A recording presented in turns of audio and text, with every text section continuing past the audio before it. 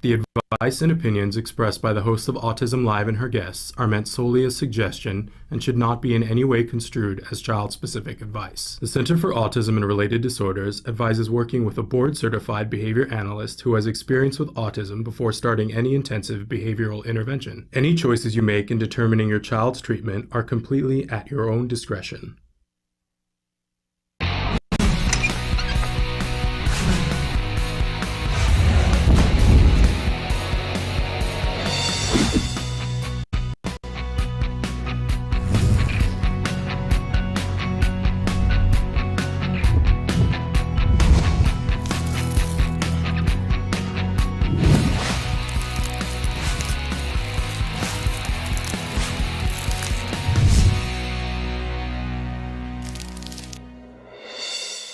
Good morning and welcome to Autism Live. I'm Shannon Penrod and we are webcasting to you live from the Center for Autism and Related Disorders headquarters in Tarzana, California. That's quite a mouthful to say, but it doesn't even begin to express what's going to happen here today because I'm like Ed Sullivan, we've got a big show for you today. Very excited. We're going to be with you live for the next 2 hours talking about autism from a 360-degree perspective. The lineup of guests and topics that we have for you today is unparalleled. We're really excited to be here. So I want to get things started, but I want to remind all of you that this entire show is meant to be interactive. We want your input, your feedback, your suggestions, your comments, and your questions. So Emily's going to cycle through some of the different ways that you can get a hold of us here on the show and some of the ways that you can be watching the show. I'm going to remind you that our homepage is autism-live.com. When you go there, you'll see there are many things to do and many ways to participate. Don't forget to look at our blog. We have a meditation for stressed parents that's there on the blog right now. But if you're on the homepage, you'll see that there is a computer screen. If you click on the little triangle that's on the computer screen, you could be watching the live show or the most recently recorded live show. Now, to the side of that, we've got a couple of boxes there where it'll tell you the question that I'm answering right now, and it gives you an opportunity to type in the question or comment that you want to add into the show. Put your cursor there and start typing. Hit enter, and there is a little bit of a time lag. I think it's about a minute and a half before it will appear here on my screen. But in that way, you and I can be having a conversation that's almost in real time, and you can be asking our many guests questions. That's going to be especially important in the second hour, because I know you guys have been writing in questions. You have questions that you want answered from our guest in the second hour, but it probably is going to be true in the first hour as well. So I'll remind you that that's completely free. You don't have to pay anything. You don't log in. So you just type away, hit enter, and you're already there. That's a fabulous thing because it preserves your anonymity. You don't have to worry about, is anybody judging? Nobody would be judging anyway. We don't judge here. But we don't get to know who you are unless you want to disclose that to us. If you decide that you want us to get back to you for any reason, make sure that you include some information that will help us to be able to identify how we can get back to you. That's not necessary though, but if you do leave information that's personal, we won't share it with the audience at home. You may notice it's already starting to smear. I have "can" written on my hand. If you've been watching the show, you know that we have a little project that we're working on that will come to full fruition next Wednesday on the 23rd of the month. And "can" stands for Coverage for Autism Now. Nancy Alspaugh Jackson and I are standing in solidarity with all those families that do not yet have coverage for autism. This is not an even playing field, right? What one has in one state, somebody else doesn't have. What one has with one insurance provider, another doesn't have. We want coverage for autism now, and we want it across the board. We're asking all of you to write "can" somewhere on your person next Wednesday. You can write it on your hand, you can write it on your forehead, you can put it on a shirt. If you don't like to write on yourself, you can put it on a hat if you want to, carry a sign if you want to. And by the way, you can put it on the back of your hand, put it on your wrist, put it on the palm of your hand. Nancy and I have been putting it on our foreheads for the Wednesday shows to remind you guys. And then we want you to take a picture of it. Don't just write it there. Take a picture of it and send it to us, because we're going to send that off to lawmakers and help them to understand how many of us are standing in solidarity with these families, because we can, right? Coverage for autism now. It's so important for those families who don't have it through their insurance provider, don't have a mandate in their state, have insurance coverage but can't afford the co-pays and the deductibles. Come on, these have to be within within reach. We need to get help for all of our kids, not just some of them. So stand in solidarity with us. That's what that is about. So excited about the show today, but I always like to remind you at the start of the show that while I will have experts here with us on the show, I am not one of them. I'm a mom. My son was diagnosed with autism at the age of 2.5. He's going to be 11 this summer, and he is doing remarkably well. And obviously some of that is that I'm an incredibly lucky person because I got information at the right time so that I could get the right interventions for my son and figure out how I had coverage for autism, because I sure didn't know how any of that worked. So a part of why I am here is to facilitate. I think of myself as the telephone switchboard operator. I want to hook you up to the resources and the people who are going to get you that much further in whatever you're trying to do, whether you're a parent, a teacher, a practitioner, or you yourself or somebody who's on the spectrum. We believe that we can help to be the resource for the things that you want. So write in. I love it when you guys give me assignments and say, I need more information about this. How do I find this person? What am I going to do about this? We can all do this together. We need to hold hands and be in solidarity and making progress. We're not all going to finish at the same time or in the same way, right? We have different needs. We have different things, the starting points, different finishing points, but together we can work together to create that progress that we're so excited to see. I hope that you will participate with us in that. Okay, we like to start every morning with something that we fondly refer to as the jargon of the day. The jargon du jour, when we take on one word, one phrase, one acronym, and we try to make sense of it in our lives. Most of us came into the autism community without a psychological dictionary or journal tucked underneath our arms. We don't all leave that way, right? But we go to meetings, we hear about information, people use terms that we don't know what they are.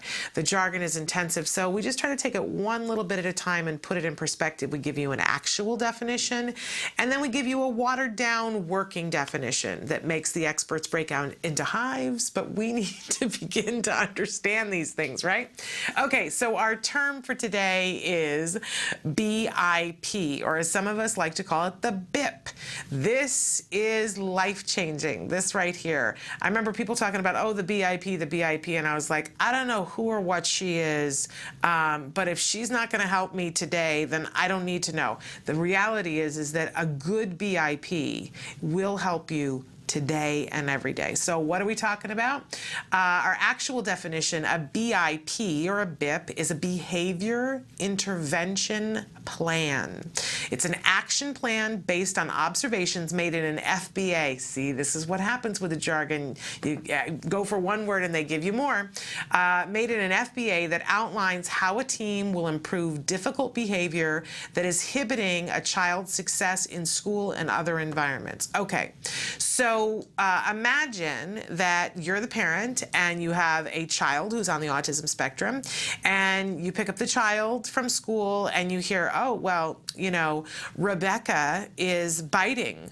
And it could be she's biting herself. It could be that she's biting the pencils. It could be that she's biting the kid that's next to her. It could be that she's biting the speech teacher, right? But she's biting, and the teacher says, and this is a problem. We can't have this. Or you pick up your child and they say, oh, you know, they kicked somebody, or they're throwing things, or they're spitting on their desk and playing with they hand your child over to you and they say, this is what's going on. And you're supposed to do what?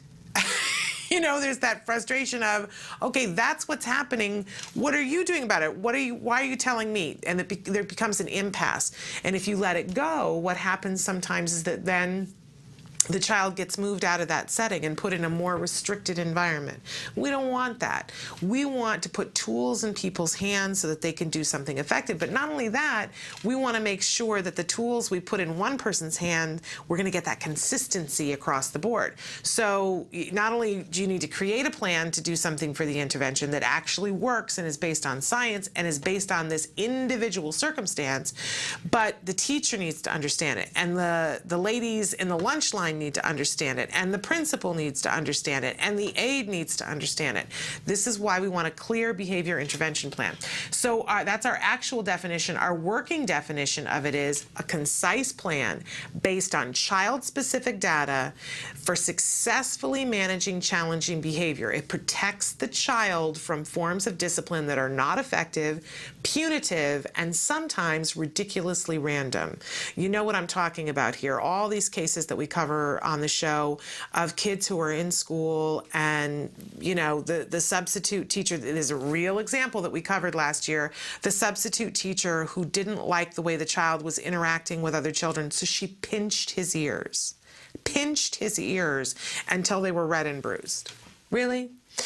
Or the child who got stuck in the duffel bag because he was engaging in a behavior. He kept saying something over and over again. So the teacher decided that she would punish him by zipping him into a duffel bag and keeping him there until his mother came to get him in the principal's office. Took the duffel bag with the zipped in child down to the principal's office. Don't even get me started. You know, and here's the thing. I'm a former teacher. People do things in classroom because it's what they think is going to work. If you don't give people tools, they get desperate and do things that later on you go, really? What were you thinking? So we want a BIP. How do we get a BIP? And by the way, on every one of your IEPs, and we talked about IEPs last week, that was our jargon last week, there's a spot at the top that says, is a BIP attached? Is the behavior plan attached? And if it's checked, that BIP becomes part of that legal document, and it means that everyone that interacts with your child is responsible for knowing what the behavior intervention plan is. So you can ask your school and say, I need you to do that FBA, the functional behavior assessment. I need for you to get your psychology expert, whether that's a BCBA or the psychologist, to go in, do an FBA, figure out what the function of the behavior is, and then you make a BIP plan to effectively circumvent that behavior. And we've talked before that in skills right now, the skills BIP builder is a thing of beauty. If you don't know how to make a BIP, and honestly, I don't know that I've met any parents who have ever known how to make an effective BIP, this puts all the tools in your hands. It's a drop-down menu, and you pick and choose based on what's going on. And it gives you science-based information about how to effectively change the behavior. It is amazing. Share it with your school. Force them to do the FBA and work on the BIP with you. It changes the entire equation when you're doing this right. And any good teacher loves having tools in their hands. They would much rather have something effective to do for a child to stop a behavior from happening than get to the point where they're doing something ridiculous. Put these tools in your hands, put them in your teacher's hands. That's what a BIP does, puts tools in everybody's hands. It's a great thing. Literally can be life-saving. Okay, so that's our jargon for today. Let's move on to our question of the day. We always ask you a question in the morning, and if we have time, we'll check in on Facebook later on to see what you guys have written in. What do you need to do that you've been putting off? Oh my goodness. Yes, it's April 15th. I hope it's not taxes. I hope I am a procrastinator, and I always say I'm going to work on it, but not today. And I sent the taxes off this morning. So yes, but there are many other things that I've been putting off. So today's the day to fess up. Let's all own it together. What do you need to do that you've been putting off? It can have something to do with autism. It can have something else to do with something else. So write in and tell us, what do you need to do that you've been putting off? Sometimes just naming it gets you started, okay? And the reason why we're talking about this, because we always have a topic for the week. Our topic this week is one that, well, we're all going to go, oh, but then by the end of the week, I guarantee you're going to love this. It's Autism Action. Of course, in this month of autism, and some people call it autism awareness, some people call it autism acceptance, and some people call it autism action. We're taking it all on here. So we've already covered the autism awareness. We've covered autism in terms of acceptance, and this week we're taking on action. And I think the problem with action sometimes is we think, oh, I've got to do 8 million things. And what I'm asking us all to do this week is just do one thing. One thing that you've been putting off, let's move it from the to-do pile to the done pile. Just one thing. A little bit at a time, right? And it can be that if there's a phone call that you need to make, that's taking action.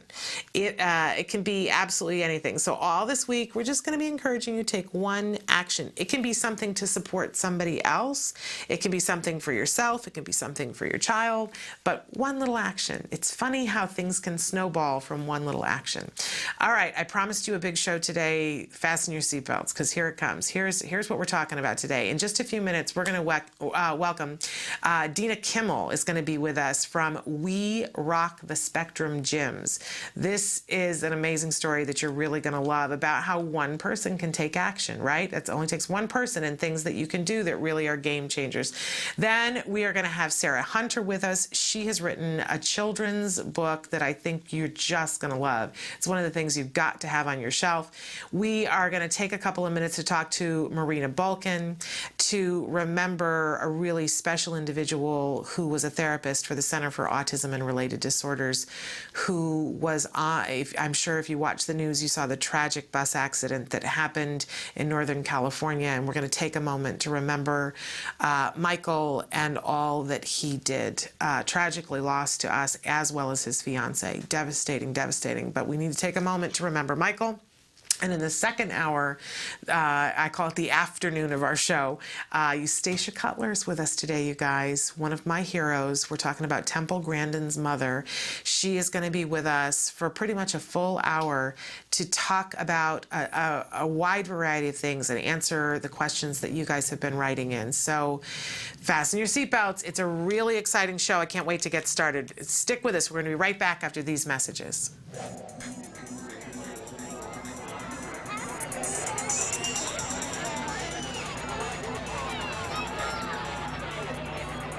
Is the second annual ACT run for autism and military families. We're down here in San Diego. It's absolutely gorgeous morning. All right, let's just start moving. Let's move those feet. I know it's a little chilly. Some of you are just arriving. Hey, you guys are looking at it. I want to remind you, you are running to raise money for an amazing cause. Our military families with a child of autism. You guys are heroes. Thank you. So are you ready to run? Go!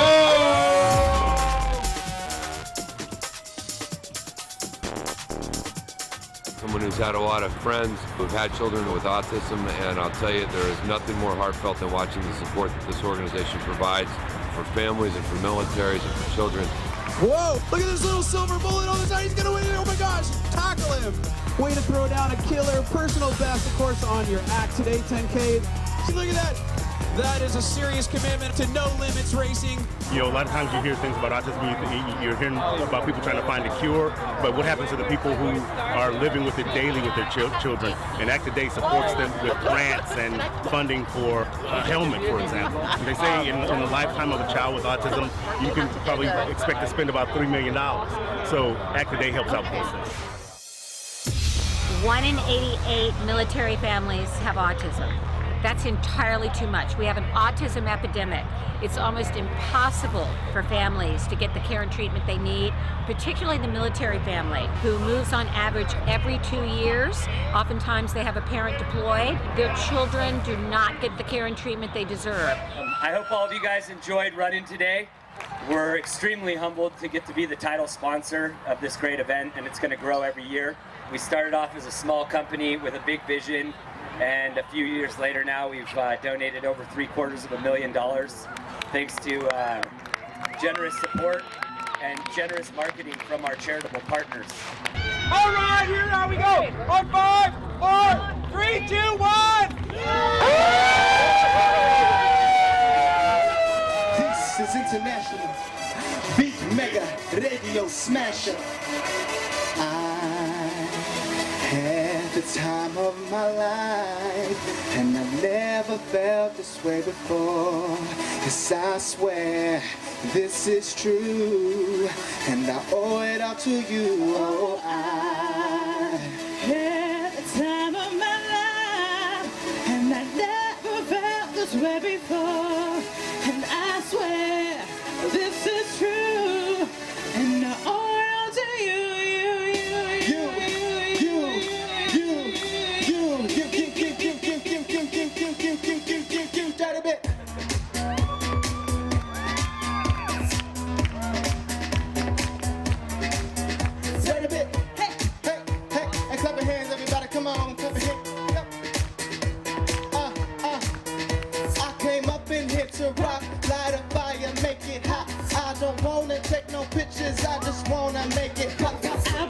The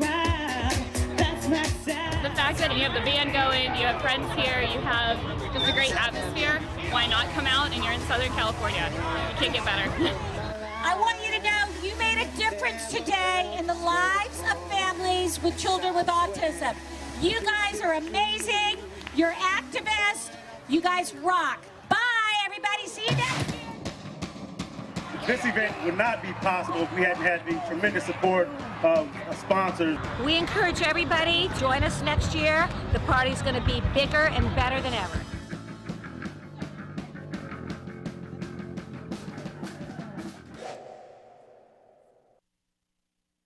Welcome back to Autism Live. We're so thrilled and so fortunate that we have Dina Kimmel with us here in the studio. First of all, welcome to the show. Thank you for having me. We're thrilled to have you here. I was just saying to you during the break that you're one of those proactive moms that we love to follow in your footsteps. You are a remarkable woman who your son was diagnosed with autism at what age? At 2, just before 2. Okay, and eventually you got to the point where you founded We Rock the Spectrum gyms, kids gyms. Well, in my home. I started We Rock the Spectrum in my home, actually. Okay, so let's talk about how we got from your son being diagnosed to having gyms that now you have franchises available. If there are parents that are out there who are looking for something to do, this may be something for them. So how did you get from diagnosis to I'm going to do this? Well, being an autism parent, many of us out there, I didn't even think about it. I listened to my son's OT therapist. My son needed OT therapy 24/7, and as many of the autism parents know, it's $150 an hour. And, 3 days a week to a child who's diagnosed moderate to severe is nothing. I mean, that's nothing to us. So she suggested for my bedroom, because I had these huge beams, she said, put some eye hooks in there, put up swings, and swing him. I didn't sleep for 4 years. Gabriel didn't sleep for the first 4 years of his life. I mean, torture. Pure torture. So we put up the swings, and sure enough, Gabriel started calming down. I mean, it was several hours a day of OT he was getting. We had the Pilates ball, the bolster swing, many of the apparatuses that all of us autism parents see in OT gyms. Right. So then all of a sudden I have a daughter too, my daughter Sophia, and she's neurotypical, and she loved the swings. I mean, she didn't know they were $500 occupational therapy swings. She's like, Mommy, this is fun. Can I play on them? All of a sudden, my children who never interacted began to interact. And that was the beginning. Yeah. That was the beginning of all of this. Then it was her friends coming over and them playing on the equipment with my son. It was like a dream. I said, are you kidding me? Oh my God, my son is socializing. And it was a miracle. And then, after about a year, and it was Casa de Kimmel, as I call it, the party place, I said to my husband, we got to get out of the house. And there was a local gym down the street in Tarzana, and they were selling their spot. Basically, I bought their location. And I said to my husband, I've done clothing my whole life, okay, 20 years in the clothing business. But you become a mother, one, and then you become an autism mother. Yeah. I mean, it changes your life. I said, I need to be there for him. I need to help facilitate. Talk about the opposite of just sitting there and going, what do I do? Oh, no, I didn't even stop and think for a second. I just dove in and said, let's do this. Let's get this done. And it's a balance. It's not just a balance with your child with autism. It's a balance with your typical child. Okay, how am I going to make it work for my family as a whole to be successful? So my daughter doesn't feel left out, and so my son gets everything that he needs, and I can help. So I sold my business of almost 20 years, and I opened We Rock the Spectrum down the street, my first one in Tarzana. And after 3 weeks, I'm not kidding, I had no idea. Did I stop and think, oh, am I coming up with an idea that no one else has? No. I said, I'm creating this and hoping I pay my bills, and my son can have all the OT he needs, and my daughter can play with him and bring her friends. And I mean, what a dream to all of us. So then, 3 weeks later, all of a sudden, Autism Speaks, TACA, all of these organizations heard about me and was like, what? Oh my God. And it became very busy very quickly. And thank goodness. Yes, for everybody. Thank goodness for everybody is what it was. I mean, I did this as a mother for my family. I then became the mother to Tarzana community. Right. And now I've become a mother to the whole nation, as we have 11 locations now. 11 locations. So if people want more information about where to find one of your your locations, or if you're watching and you're thinking, hey, this might be the business for me to go into, you want to follow in her footsteps, you can talk to her about a franchise because you have many different. Absolutely. So where can they find more information? info@wrtsfranchise.com. Okay, and for the actual gym though, and Emily's got it up there, werockthespectrumkidsgym.com. So definitely go and check those out. So we've talked a little bit about the gym. I think we should take a pause and show some video that you have to show what it actually looks like, because it's pretty amazing. So take a look. This is We Rock the Spectrum Kids Gym.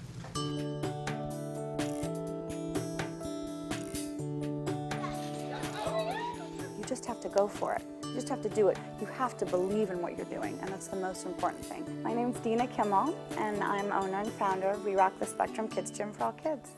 I love you guys. Almost 6 years ago now, my son Gabriel was born, and we knew there was something wrong. So going by my gut feeling, I went and got him eval'd, and sure enough, he was diagnosed moderate to severe with autism. Oh, yeah. Something happens and the lioness kicks in. How can I make this work? How can I now change my family unit to work? This was it. We Rock was it. And I feel the work that I'm doing now with these kids, this is their foundation. As a mom, it was a dream come true because we were able to leave our home and go into, a public place and have other kids come in and have him play and be with other kids. My motto is we're finally a place where you never have to say I'm sorry. I get chills talking about it, but every week I cry with parents and help them and tell them you're not alone. I'm here for you. I say it's about all of us. Yes. It's about all of us. It's all a gut feeling. I knew We Rock was gonna work. I knew it. I wanted We Rock to be here for us, but also for other kids. You know, we're about the children, and we're about families, and I love it. This kind of equipment is letting all the children come together as one, typical and with autism, cerebral palsy, with Downs. We have something for every child in here. We've built a community here.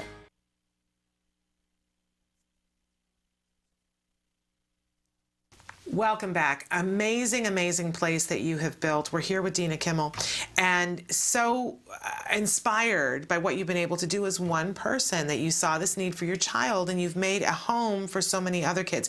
And I need to talk about the fact that it's not just OT that happens there, because you also offer social skills classes as well. Talk about that and some of the other things you have going on there. Well, what's great is We Rock is a kids gym for all kids. So you maybe have 30-40% of children on the spectrum and the rest are typical. So it's an all-day social skills group. That's what's great. And children, as you know, with autism, when they're on this OT equipment, they speak better, okay? They're interacting. You have better eye contact. They're more settled to do homework if they're of that age. It's amazing. So in itself, just the gym in itself and what we provide is a social skills group. But now, I'm so excited. We've hired a psychologist. Her name is Dr. Agnesa, and she wrote a whole social skills group for us for ages 3 to years 18. I get chills when I talk about it because I'm so excited. Really remarkable. It is amazing. And I was saying during the break that, I wished I'd known about you a couple of years ago when I was desperately looking for a birthday party spot. When you're trying to have a birthday party for a child on the spectrum, and you know that usually they have a couple of friends that are also on the spectrum and a whole bunch of friends who aren't that you need to invite, and to find a place where you can go where it's not insanity and people aren't looking at you funny. In fact, one of the things I love about your website is at the top, the quote that you have is, finally, a place where you never have to say, I'm sorry. Yes. Love that. I'm sure you know. And how I came up with it is I've never said so many times in my life, I'm sorry, the first 2 years of my son's life. I didn't know why I was apologizing for because I didn't know what he had then, but I'm sorry, the tantrums. I was kicked out of the best. I'm thinking about the 5-year-old birthday party that we had at a place where you create stuffed animals. Yes, and the war that almost ensued because the way some of the kids that were on the spectrum, 40 kids at one of these places, You're right? brave. Oh, I'm stupid is what I am, right? And but 40 kids, and 5 of them were on the spectrum, and all the parents were there too. And I didn't go around disclosing diagnoses, but the one parent who got really mad at one of the other parents because of the behavior of a child who was on the spectrum, and the staff was of no use to me. Whereas if I had had that birthday party at We Rock the Spectrum Kids Gym, would have been a different equation. Absolutely. And we actually have a party package called Rock Unique, the Rock Unique package. And it's for 15 kids because we can't do 40 kids because, as you know, our kids get way too overstimulated. Because no one should do a birthday party for 40. Yeah. I'm sorry. Yeah. Well, you're talking to the party queen here. I have 100 people at my birthday party. But yes, we like to create a safe, comfortable environment for all kids. And our staffs at all of the We Rock the Spectrum Kids Gyms are trained to work with any child. Really and parents. remarkable. I mean, we're here to educate the parents is what it is, as you know.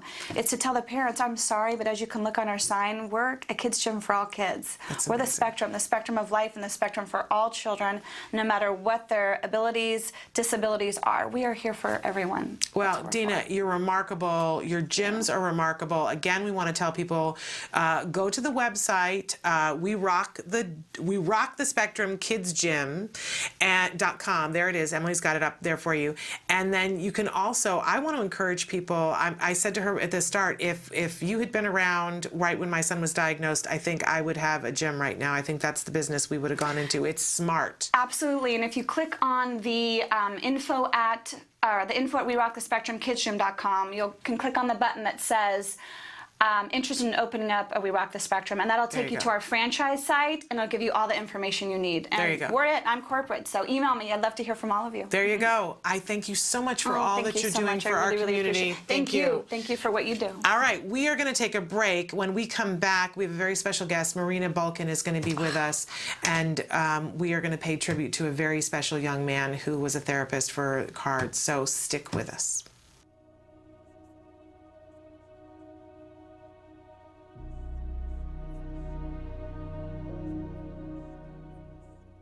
Hello, fellow activists. In our last segment, we talked about step number 2, educate yourself. Step number 3 is get support. Now, any journey can feel overwhelming if you feel like you're walking it alone. Well, you're far from alone, because with 1 in 50 kids diagnosed with autism today, there are a lot of us out there. Of course, there's always the issue of financial support. Now, there's a handful of organizations out there that offer financial support to families in need. ACT Today, or Autism Care and Treatment Today, is one of them. Visit our website at www.act-today.org to find out more about our grant process. I want to talk about a different kind of support today, emotional support. Now, you can get that from other travelers on this path. Some of the best advice I've ever received is from the moms of other kids with autism who went to school with Wyatt or were involved with programs with him. Then there are the pioneers. These are the families that have gone through this years ago, and there was very little information out there. All of these people seem to have the desire to pay it forward. Now, one of them, Lisa Ackerman, who is one of my mentors, started an organization called TACA, Talk About Curing Autism. She actually took the concept of mentors and support groups and made it available to everybody. You can go to their website, talkaboutcuringautism.org, to find out more.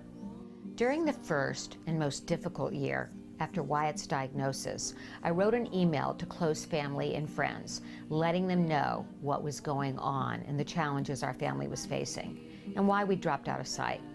I was amazed at the outpouring of love and affection and all the help I received from that email. First, you have to be vulnerable. You can't be afraid to ask. Try this out. Could you cook me a meal? Are you going to the market? Can you pick me up a few things? Could your kids play with my kid and make them feel included? Or can you come over and clean my house? Well, maybe not that last one, except with your best friend. And maybe the best support of all is having someone that listens, and that doesn't cost a dime. So until next time, surround yourself with the loving kindness of others and keep the faith. Welcome back to Autism Live. We mentioned at the top of the show that we wanted to take a couple of minutes in today's show just to pay special tribute to a very special young man, Michael Myvett. He was a therapist for the Center for Autism and Related Disorders, and if you watch the news, you know that there was a horrifying bus accident that happened late last week in Northern California. A group of high school kids that were going north to view a prospective college. Michael was a chaperone with his fiancée on the bus, and his life and her life were both lost. We're very sad about that. We have Marina Balkan, who is joining us right now via Skype. She is the Regional Clinical Manager for CARD Torrance. Marina, thank you so much for being with us today. Thank you for having me. So we wanted to take just a couple of minutes. I didn't know Michael personally, although I feel like he's a part of my family because he was a therapist working for CARD. And we wanted to have somebody who did know him to talk just a little bit about who Michael was, and so we could get to know a little bit more about him. Great. Well, I'm happy to share information about Michael because he really was a wonderful person. He worked out of our office in Torrance for 2 years. He was responsible for teaching kids both in their home, and he worked at a couple of different schools, and everywhere he went, he was just beloved by the people that he worked with. He was such a positive person. He always had a smile on his face, and even with some of the most challenging behaviors that he dealt with some of his kiddos, he still had such a great attitude about it. One of the famous quotes from Michael that we're all kind of remembering in our office is anytime you ask him, how are you doing? He would say, I'm living the dream, because he really loved the work that he was doing. He was so happy to be engaged to Madison, and he was just a pleasure to work with. He liked Disneyland, video games. He was really into superheroes. He was a good artist. He would use some of his artistic talent to really bond with the kids that he worked with. And we really, really appreciated the work that he did for us in Torrance. What a remarkable young man, and what a great quote, and thrilling to know how happy he was in his brief time on this earth with us. Marina, how is everybody at the Torrance office, and how are the families that had him as a therapist, how are they dealing with this tragedy? The families he worked with are understandably very upset. He was in their lives pretty consistently for a long time, and I think they really saw the joy that he brought to the work that he did, and he was a really great support to the families and the school teams that he worked with. They're all very, very, very upset by the loss. With the kiddos that he worked with, some are capable of understanding the loss, some are not, and so to those that are, families are trying to explain as best they can that he's not coming back, and, just trying to get past that. But his families are very, very upset by the loss. And in our office, we're trying to support each other as best we can. We've been there for each other. We've spent time remembering good memories of Michael, and we all have them. Therapists that didn't even really get to work with him on teams knew of him because of his large and happy personality. Well, a remarkable individual. And Marina, we thank you so much for taking time out of your busy schedule today to share about him so that we can all appreciate what a remarkable person he was. A tragic, tragic loss. Please give our best to everybody in Torrance. Okay, well, thank you. Thank you so much. Again, Michael Myvett, we're remembering him today. Our thoughts and our prayers are with his family and with those of his fiancée. A tragic loss. Stick with us. We're going to be back with Sara Hoagland Hunter, an amazing children's book author with a great book for kids of all different abilities, but it features a heroine who is on the spectrum. We'll be right back.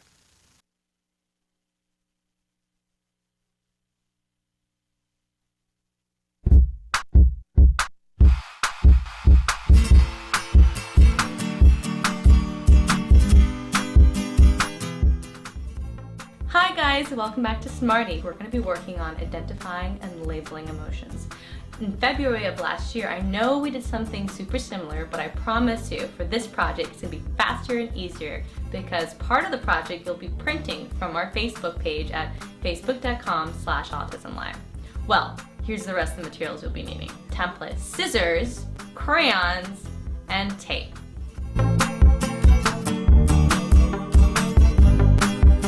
first step you're going to do is print the template from facebook.com/autism-live. I have them right here, and I printed them double-sided. So now that I have all the pages printed out, I'm going to hand it off to my kiddo to have them color it in. So while they're coloring the face, you can of course work on identifying colors, labeling features, staying in the lines, and of course working on that pincer grasp.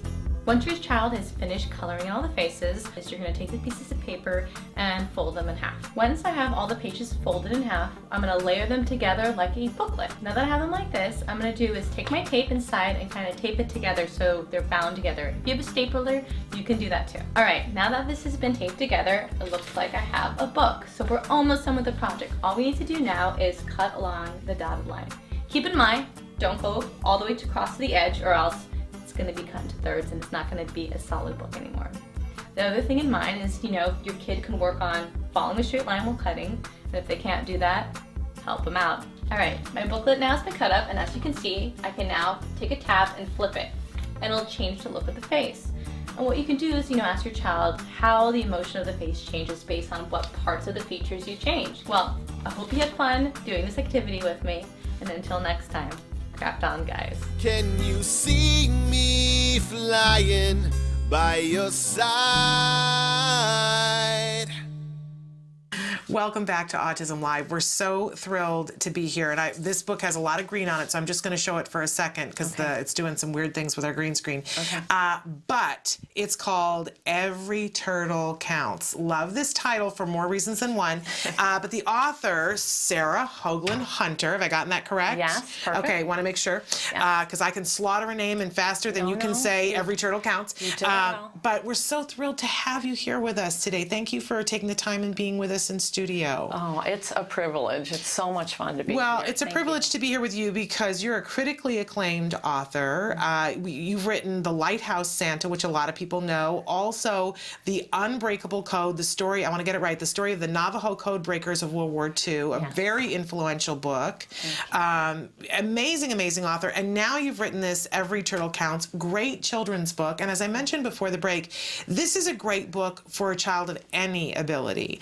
We want to be clear about this. This isn't specifically for kids on the autism spectrum. It's for anyone. So great gift book. The thing that's really remarkable about it is the heroine in it is a little girl who has autism. Yes, exactly. And I can't thank you enough. I have goosies about that because we don't see enough of that for kids, right? Right. Really, really incredible. And I understand that this book, you were inspired by a real child in your life. Yes, someone I'm very close to. Tell us. So based on my niece, Mimi, and I asked her if it was okay to name the book character after her, and based it on Mimi as a 7-year-old, and Mimi is now about to turn 24, and she has been on some of the book tour with me, which has turned out to be a real treat because she just beams, and she understands that although she didn't rescue a sea turtle, as Mimi in the book does, she certainly knows the scenery on Cape Cod where the sea turtle was rescued. She loves animals,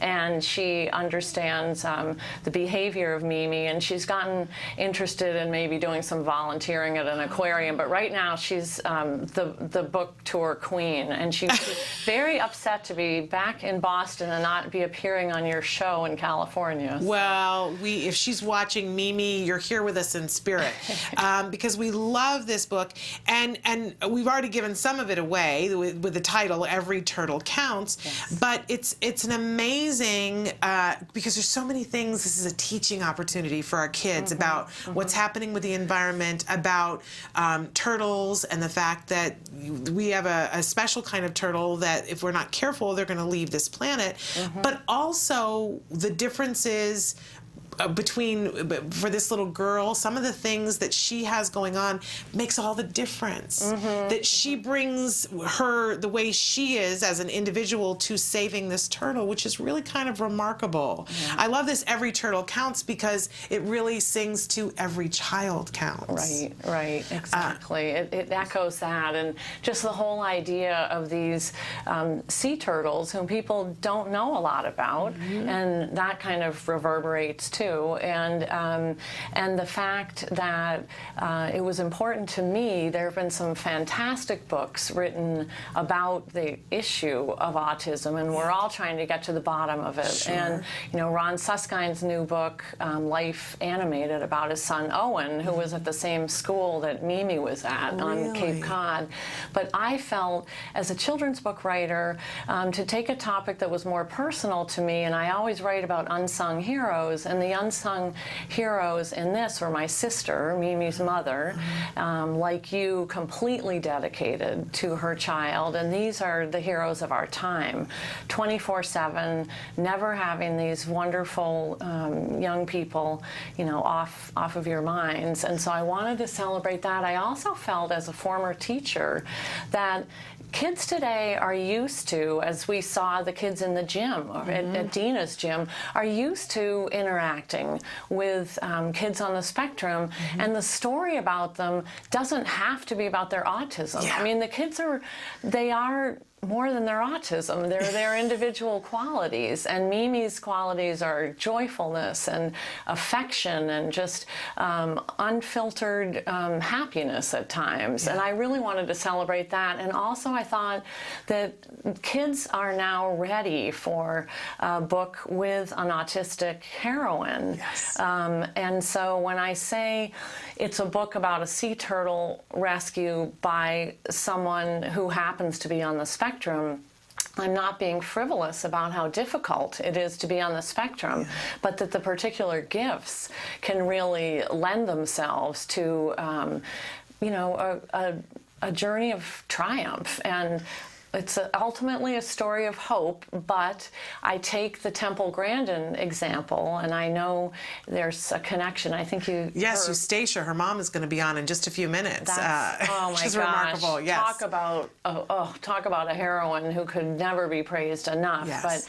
But I took a message of hope from Temple Grandin's life as an animal scientist, and so I don't want to give away the ending, but there's a message of hope, and we need to be looking at that. For we've got 50,000 young adults aging out of our schools who are on the spectrum every year, and what's ahead? So there need to be stories of examples of support for what comes next. And I was incredibly gratified that Temple Grandin herself, who is my hero, endorsed the book when she read it. And what I loved is that she endorsed it as a book about nature, that children will learn to enjoy nature. And she didn't talk about autism because she's more than her autism too. Absolutely. And so what Temple had to say was a lovely book that will motivate children to seek the wonder and beauty of the natural world. You can't get better than that. And we want to take a second and show a video, but first let's tell people all the places that they can get the book. Yes. So I will be, first of all, if you're in Northern California, on Saturday I will be at Linden Tree Books in Los Altos, and you can get the book, order it from your independent bookstore. I always plug that, and I've had some wonderful events so far, one at the Boston Public Library, which is my hood, although I love being out here after the endless winter in Boston. And then also, obviously, you can get it on Amazon, and there is more information on my website, but if you Google Every Turtle Counts, and you find it very easily. You will find it, but ask for it at your bookstore. That always helps and gets the conversation rippling out about autism and these wonderful kids. Yes, too. it does. Okay, so we're going to pause for a second to watch a video about Every Turtle Counts, and then we're going to come back with just a quick follow-up question. So take a look. Every Turtle Counts is a great book about a rare sea turtle who stays too long at Cape Cod and gets stuck on the beach in the winter. The turtle is a Kemp's Ridley, the rarest breed on Earth. The main character in the book is Mimi, just like my name. It's named after me. She is autistic, just like me. My favorite part of Every Turtle Counts is when Mimi and her mom go to the New England Aquarium and watch the turtle swim, and then they send it to Florida. Kids will really like this book and should read this book because it'll teach them all about science and nature.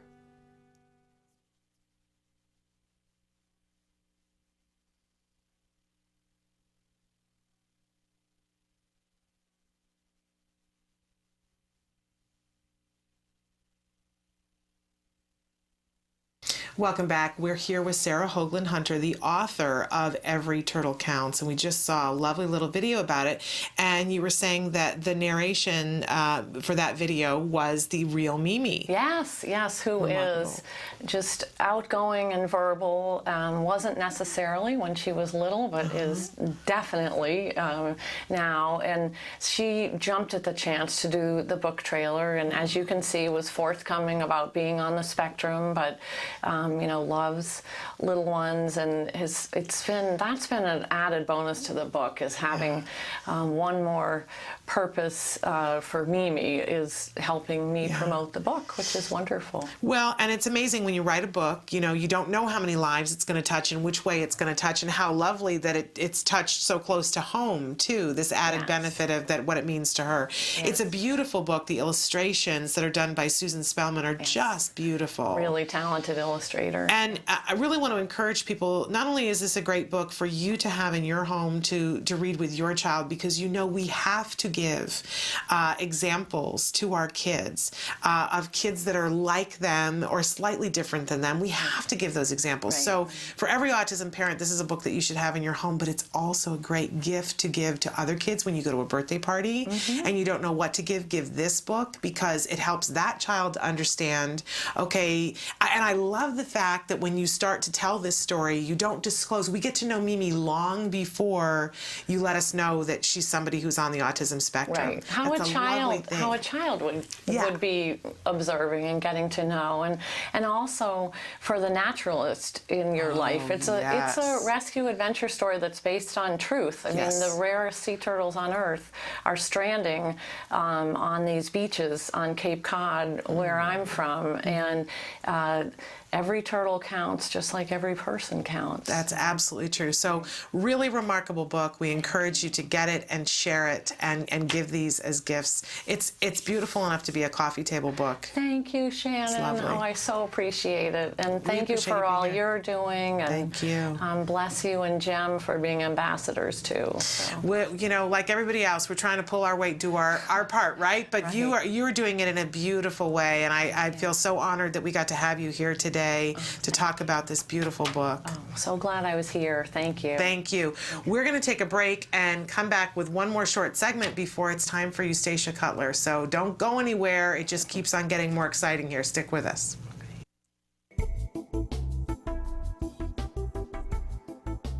Skills is an online program that provides assessment, curriculum, positive behavior support planning for challenging behavior, and progress tracking, and it does this all in one place. The skills assessment and curriculum addresses 8 areas of development, which even includes advanced higher level areas such as executive functions and cognition, which pretty much makes skills the only ABA-based set of curricula for teaching more complex skills, things like problem solving, planning, self-management, perspective taking, and even inferring and predicting others' private events. Skills is a 4-step system. Step 1 is to add the child to your account. Step 2 is to start assessment. The skills assessment is the only ABA-based assessment with psychometric research demonstrating the language subscale to have excellent reliability. Every area of human functioning and typical child development from infancy to adolescence was researched, making the skills assessment the most comprehensive of its kind in the world, and we're quite proud of that. Skills is easy to use. Simply click Start Assessment and begin answering questions. Or simply type in a keyword, find specific activities to assess, and add activities to treatment. Step 3. Choose activities. Once you've completed the assessment, Skills selects from a pool of 4,000 activities categorized by age, level, and skill type to provide you with exactly those activities each child needs. Start by choosing a curriculum, then a lesson, and finally an activity. Click the information icon to view prerequisites, ages in which targets develop, examples, and IEP goals. Click the video icon to watch a short video. Once you've identified an activity you want to teach, adding activities to treatment is a snap. Step 4. Start treatment. Here you can access customizable activity lesson details, add your own customized targets and exemplars, and edit an activity status such as introducing or mastering it. You can even print handouts such as worksheets, tracking forms, visual aids, and other materials. Skills also offers multiple progress charts mapping curriculum progress, lesson progress, and cumulative number of activities and targets mastered over time. The Skills language curriculum is categorized by verbal behavior type so that users can identify progress for verbal operants, such as echoics, mans, tax, and interverbals. Skills is one of the only programs that provides the ability to write behavior intervention plans, or BIPs, for challenging behavior. With just a few clicks, the outline of the behavior intervention plan is written for you and ready to be printed and implemented. You can learn more about Skills today and get started by visiting us at www.skillsforautism.com, or you can call us at 877-975-4559. Skills. Progress starts here.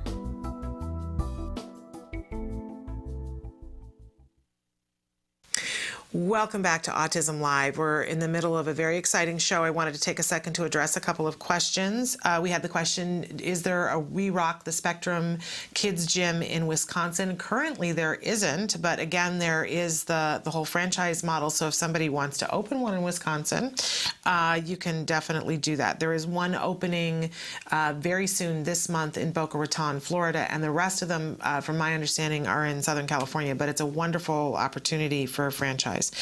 I also appreciate, and Mike, we love it when you write in, Mike Kippel is with us today, that yes, Michael Myvett, I think he wrote in and said, excuse me, that it sounds like he could have been my friend. My thoughts are with the family and the Card family, and thank you so much for that, Mike. And I think rather he could have been friends with you and would have been friends with you. Have very similar tastes and interests. So I also, I'm just losing my feed here. Okay, also wanted to take a second today, and you know, we don't mean for this to be the sad show, but we mentioned last Tuesday, that it was the 1-year anniversary of when I shaved my head here on the show. And I did that to support a young, courageous dad who was fighting brain cancer, Ryan Eoff. And we asked for your prayers last week for Ryan. We asked the week before because he had taken a turn for the worse. I want to tell you that your prayers were appreciated and that it helped him to get, they had a huge benefit for him last week, and he was able to attend that benefit, which I understand from the family and from the friends was nothing short of miraculous. Unfortunately, Ryan lost his battle with cancer yesterday. And I just want to say that I never had the pleasure to meet Ryan. I had the pleasure to speak to him on the phone, and he was an amazing, amazing young man, and he changed my life. And we started a whole campaign around the idea of doing something nice for somebody else, compassion in action. And I would respectfully ask all of you to keep his family in your prayers, and that for both Ryan and for Michael, these two amazing young men that we've lost in this last week, do something good. Go out and do something good, do something for somebody else, make a difference in their name. We respectfully ask you to do that. I know that you'll feel better and the world will be a better place in their name. And they were two young men who were on a journey to change this world. Let's carry that forward for them, shall we? All right, we are going to take a break for the A Word. This is the ongoing documentary being made here at the Center for Autism and Related Disorders following a little boy who was diagnosed with autism at the age of 2, and Jack Riley is making great strides. We're going to watch this, and then when we come back, we are going to be joined on the phone by Eustacia Cutler. She's one of my heroes, y'all. So excited to be able to talk to her with all of you and have her answering some of your questions. She is Temple Grandin's mother. She has some pretty big, she probably has the daintiest feet, but she has some pretty big shoes that we're all trying to fill, right? And follow in her footsteps. So first the A word, and then Eustacia Cutler. Stick with us. Hey. Zach Riley. Hi. Hi. Can you wave? You're waving. Hi. Hi. Good job. What is this? Is it a toy? Toy. Toy. Good talking. Wow. Should we open? Horse. It is a horse. Do you want to open it? Horse. Yeah, it is a horse. Do you want to open? Open. Wow. So you have 1, 2. You have 2 pieces. Do you want more? No. Okay, here. You want another horse? I have another horse for you. The horse. It's a horse. Here you go. You say, I want more. Yeah, more. Now that Jack Riley is talking, Jessica is trying to build his vocabulary by having him say short phrases instead of one-word demands. Say, I want more. Say, I want more. Say, want more. Good trying. All done, or you want more? More. Okay. Okay.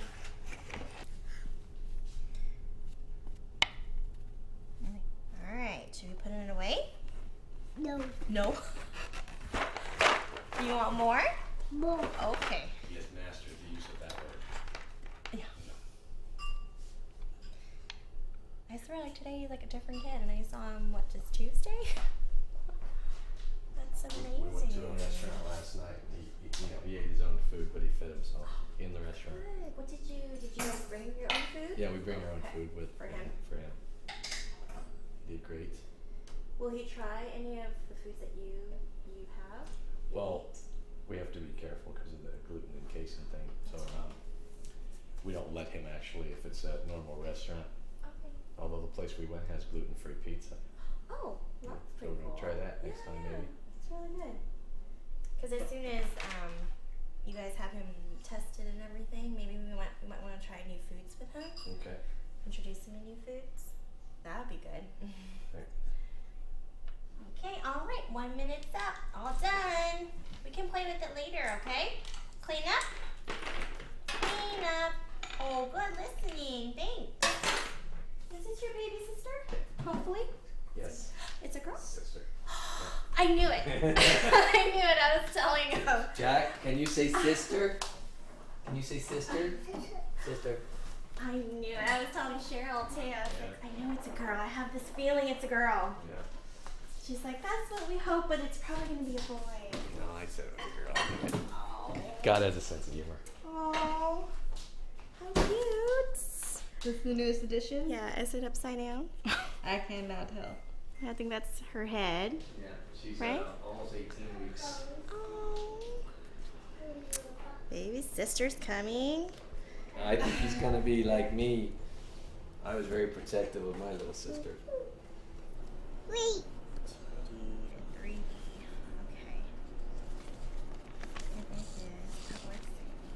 So we're going to be doing matching identicals. So 2D pictures, and he's going to match them to the 3D object in a field of 3.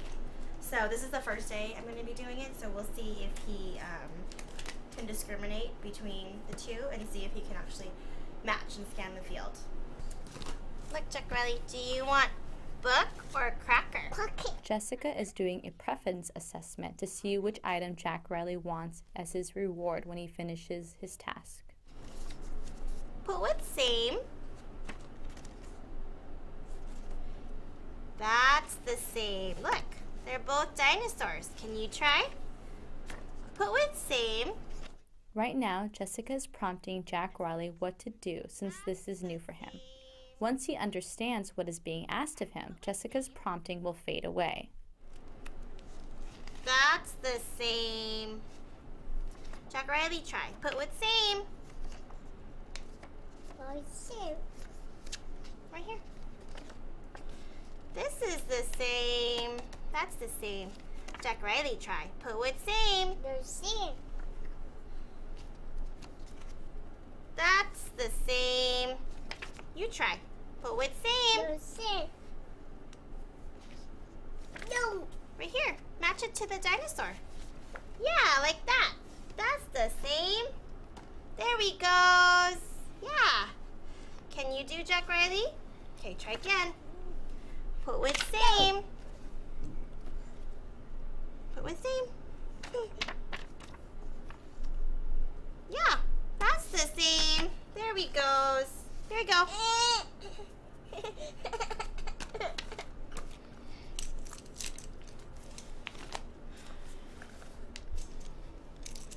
All right, helicopter's gonna go here. Here you go. Put with same. Like this, watch. This is same. You try. Put with same. Yeah, that's right. They're the same. Good job. Here you go. I'm gonna hold on to that guy. Thanks. Put with same.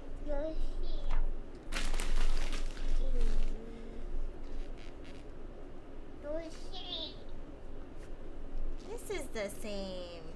You try. Put with same. Yeah, that's the same. And try it again. Here. Put with same. That's right. That's the same. Good job. What is this? Is it a duck? It's a duck. Is it a duck? Say duck. Duck. Good. What sound does a duck make? Quack, quack, quack. Here you go. We actually started a new program called Yes No, where we're reteaching him how to say yes for things that he wants to play. Like, for example, like if he wants to watch a movie or something really, really reinforcing.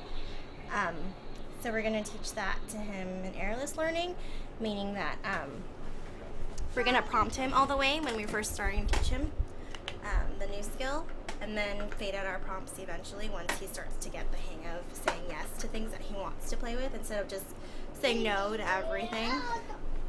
So we give him another word that he can utilize.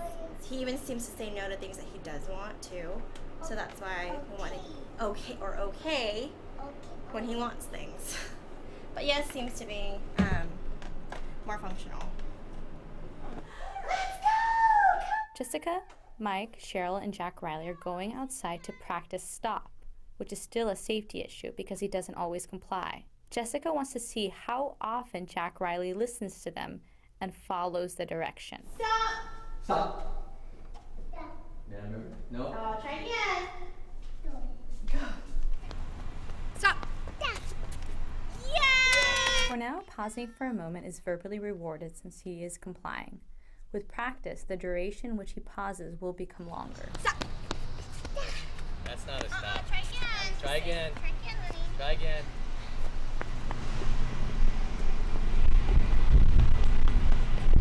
Stop. Yeah. What? Good stop. What? Good stop. Leave it. Stop. Stop. That's not a good stop. Try again. Try again.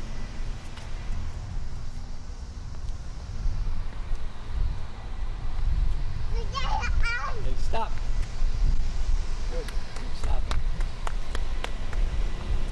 This is how we get him back to the house when he's lollygagging. Yeah, he's usually happy on. He wasn't in the mood to play anymore, so.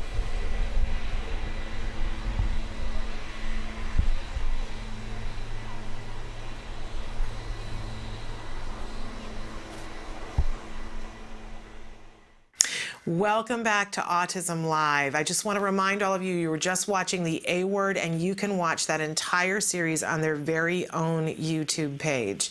Having said that, today is a very exciting day here at Autism Live for me and for all of us, because we're welcoming right now on the phone Eustacia Cutler. Eustacia, thank you so much for being with us. Thank you. A pleasure to be here. And for those of you who don't know, Eustacia is the mother of Temple Grandin. She is one of my heroes. She is an amazing woman that we can, I like to say, I like to follow the footprints in the snow and not reinvent a wheel and truly, I was saying before, you probably have the very daintiest of feet, Eustacia, but you have some very big shoes for all of us to follow, and we're looking forward to this conversation to have with you to sit at your knee and learn from things that you have learned. But I know you wanted to start by talking with us, and I should say too, you're a wonderful, critically acclaimed author. Thorn in My Pocket, fabulous, fabulous book. And you mentioned you're working on another book that we're going to talk about a little bit later. But you wanted to take just a second here at the beginning, Eustacia, to talk about, we've had parents write in with questions. And I wanted to give you the opportunity to talk about when you talk to parents, our expectations. We have expectations and we want answers. And what would you like to say to that? Well, the first thing I've always said is there are no answers. There are only choices. But choices can be changed, and you will change them.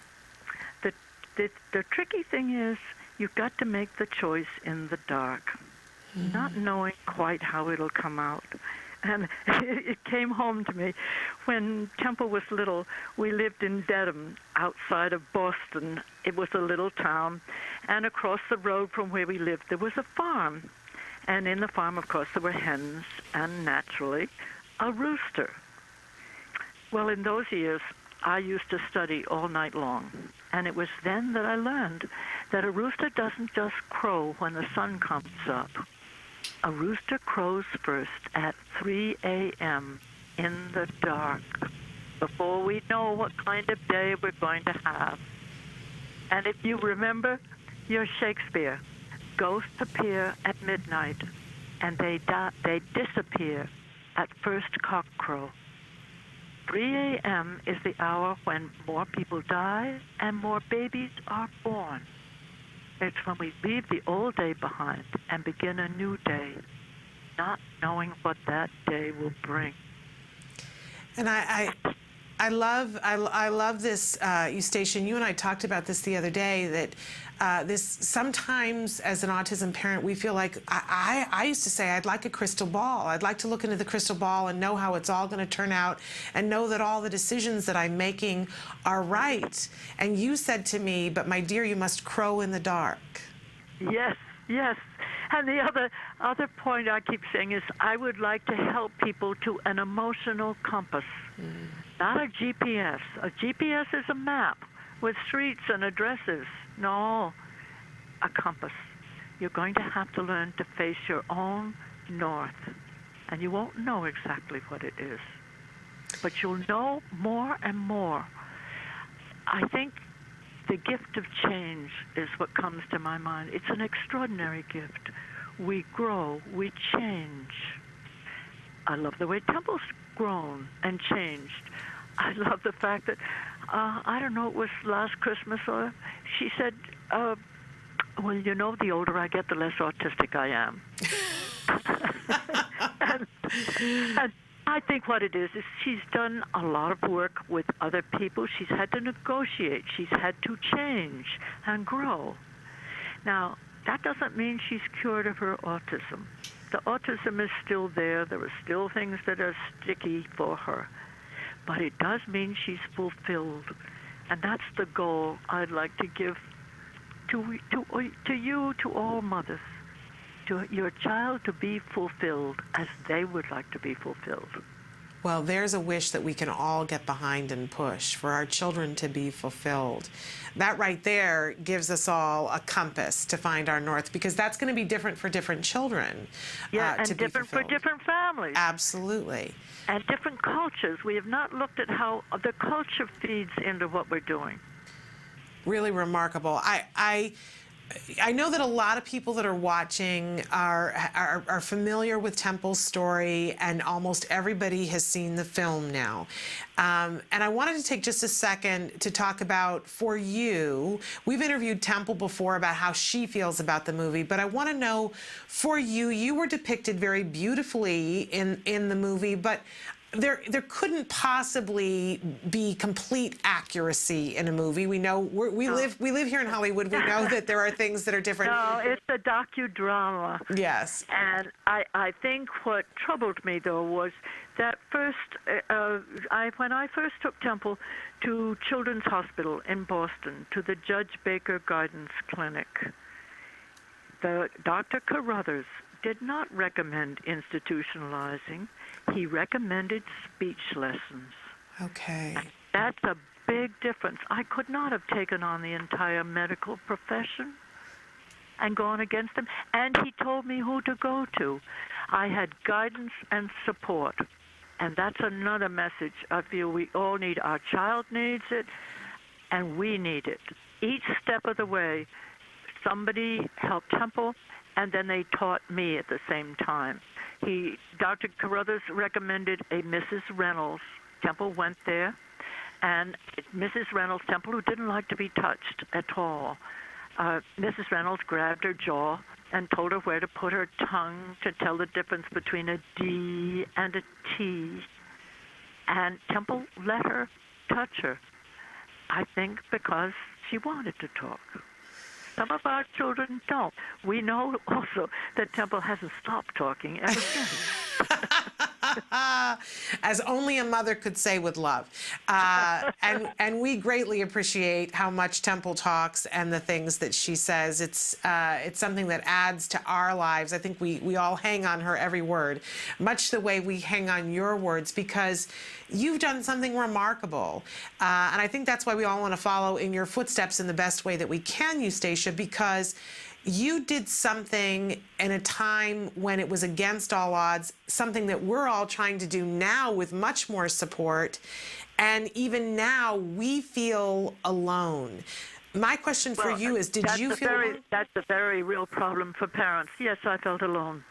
And particularly as Temple's father didn't want to go along with this. So I had a very real problem, and I was alone. I think what kept me together was guidance and support, shared concern, shared expectation, shared expertise.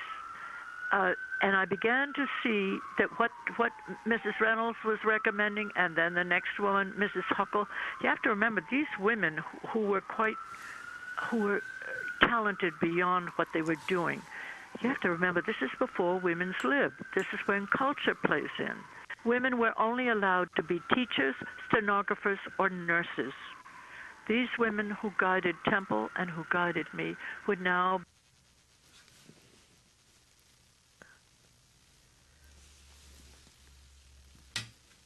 And I have lost Eustacia. Something with the phone lines, but we will get her back on the line. So we're going to take a break, and we'll be right back with Eustacia Cutler. Stick with us.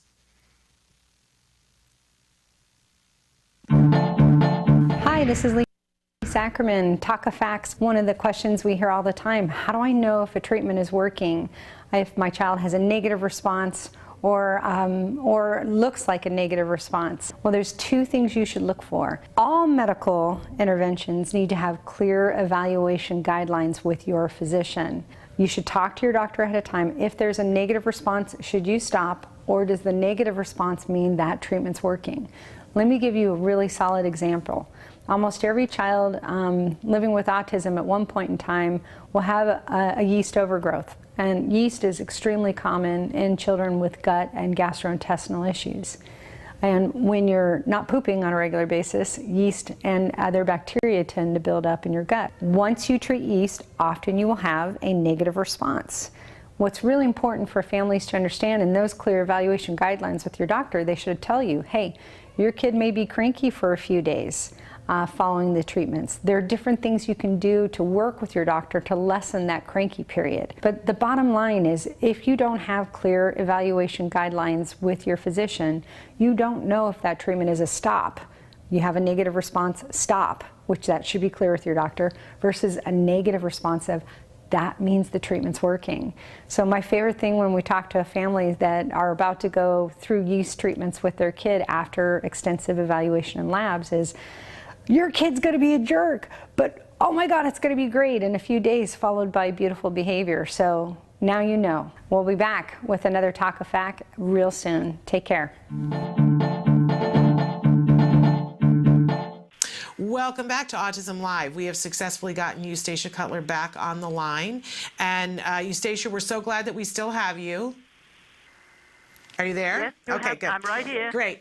And before we lost you, you were talking about the women who were working with Temple when she was small, and you had mentioned that at that time women only had a couple of occupations. So these women who were working with Temple and helping you were kind of rebels of their own.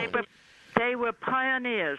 They were extraordinary, and they taught me how to reach out as they were reaching out. And there was always, they taught me, and I think particularly of the woman, Mrs. Deach, at the little country day school where Temple went. We checked with each other all the time. So whatever happened at school, somehow Temple discovered that her mother knew it. And then what happened at home? Well, Mrs. Deach seemed to know it, too. And what it did, which is so important for these children, it maintained a consistency and an expectation. Temple would be expected to behave a certain way, and it would be absolutely consistent. And you've spoken about this at some length, about the consistency and expectation being really one of the keys to the success that you had, correct? Well, go run that one by me again. You lost me on it. Consistency and expectation, that's yes. really the cornerstone of what you did with Temple. Yes, it is. And you know what? I've just come back from Budapest, where I was being translated into Hungarian. And a father came up to me. The two things he picked up on that I was talking about, and that's why I'm emphasizing them today, were, first of all, no answers, only choices. He understood that. The other thing he picked up on was consistency and expectation. And I think if Budapest didn't get anything else, I'd like them to understand that. I think those are remarkable things for any of us to understand. Consistency and expectation with all of our kids can be a gift. It can lower anxiety, and it helps them to learn because they know what's coming. They know what they're expected to do. Mm-hmm. And that's a big help. And this sort of brings me, I'm going to try to weave in some of the questions that we've gotten from our... Yes, yes. And somebody wanted to know, how did you decide what was important to teach and to instill, and in particular, manners and speech and sitting still? You know, because you meet Temple, and she really emphasizes the importance of learning manners, and I know she does. She's a consummate person. It was the only thing that that mattered. But it mattered to her. I think that's what's interesting. And I tried to trace it back, and I figured it came from, we read Rudyard Kipling's The Jungle Book. You remember Mowgli, who was raised by the wolves? Yes. And all the animals who taught him. The Kaa the snake taught him that a brave heart and a courteous tongue will carry thee far through the jungle. And I think that's where it springs from with Temple. So you read that to her, and you think that made such an impression on her? I think that made a big impression. And also, I realized as I read it out loud that all those animals were the Indian servants who had raised Rudyard Kipling when he was a little boy. And so it's funny because as parents, we say all kinds of things, right?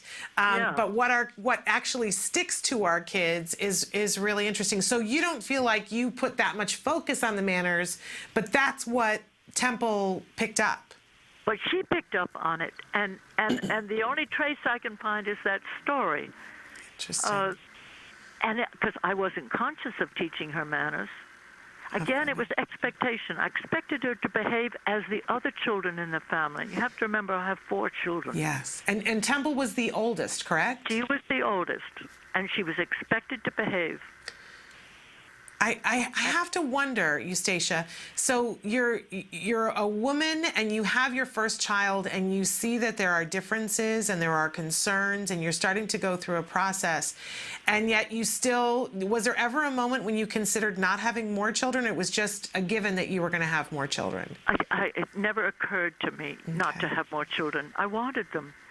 Well, and goodness knows that's a good thing that you did have more children. But one of our viewers wants to know, a very special friend of ours that from her side is Autism Will Not Define My Son. She wants to know if you ever had a denial moment or an I want to crawl into a hole moment, and if so, how long did it last before you took action and started working with Temple to get her the help she needed? Well, that's a good question, and I think we all go through that. Yes, of course. I don't know that I would call it denial, because you have to remember Temple was born right after World War II, and no babies were born during World War II. The men were all fighting, so I had never held any baby till I held Temple. So I had no understanding of what to expect from this baby. So it crept over me slowly. She had no eye contact. I couldn't play peekaboo. She didn't grab at my necklace and try to stuff it in her mouth. She didn't. I couldn't play with her. And then she began this wild spitting and then going into gales of laughter. And then she began to smear her feces on the wall. She played with it. And I think what got to me was she prefers her spit and her feces to me. And it was, yes, I think we all go through a deep sense of shame. You think, I'm not worth belonging to the human race. Yeah, we work through it. And then you decide, yeah, but I'm all I've got. And it looks as though I'm the one who's going to have to work this out. So I'll work it out as best I can. I'll crow in the dark. And so how long did it take you? By today's standards, it seems like to me that you very quickly got into action because, am I correct, was she diagnosed at 2 or 3? At 2. 2, I mean... And I probably had to wait for that because it was 21 months when I faced it, which was right at the time when the next baby was born. And I probably had to wait for that appointment at the at Children's Hospital till the fall when Temple had just turned 2. Even by today's standards, that's something to crow about because that's an early diagnosis. Yes, it is. Yes, it is. And but I love their response, and I love the name of that clinic, the Judge Baker Guidance Clinic. I figured there had to be a Judge Baker who was seeing children in court and thought, I'm going to give money to the hospital for them to help these children, guide and support them before they turn up in court. And you have to remember that New England is big on education. There are schools all over the place in New England, and they're good schools. Yeah. And this is what helped Temple when she was a teenager. The school she went to was a school for teenagers with autism. And that was not brought out in the movie, that was a special school, and that her science teacher was trained not only in science, but in autism. And I love that you're bringing that up, Eustacia, because that wasn't clear in the movie. I think to the rest of us, it looked like she had full inclusion and that it just so happened that she met this teacher who happened to be kind and patient. Yes, you see, I think we need to clarify those things. I feel I have a double loyalty. I think the movie's been a great help to a lot of people, but I feel a loyalty to the mothers, that they need to understand what was not presented quite realistically. Okay, and so important because there are people making decisions about where to send their kids to school, and so that was a school specifically for... and the reason why was I had been doing research for WGBH for a documentary on children on the spectrum, and I had visited all these special schools all the way from Maine down through Rhode Island, and they were very good schools, and nobody was talking about it. And the advantage I had was I could interview them as a journalist. I didn't tell them I was the mother of a girl on the spectrum because I knew they'd change their answers. And I picked out 3 schools that I thought were all very good and said to Temple, let's go see them, and you can pick which school you like. And she picked Hampshire School, which was a farm school. It was horses in those years she was crazy about. Yeah. But I wanted also to have her have a hand in her own destiny. I know that one of the questions was, how did I bring myself to let her go? Yes. It was done step by step, and that was the first step. And I had to trust the head of that school. But I would have been enormously attracted to the way he talked to me when he didn't know I had a child on the spectrum. What he wanted me to understand about autism.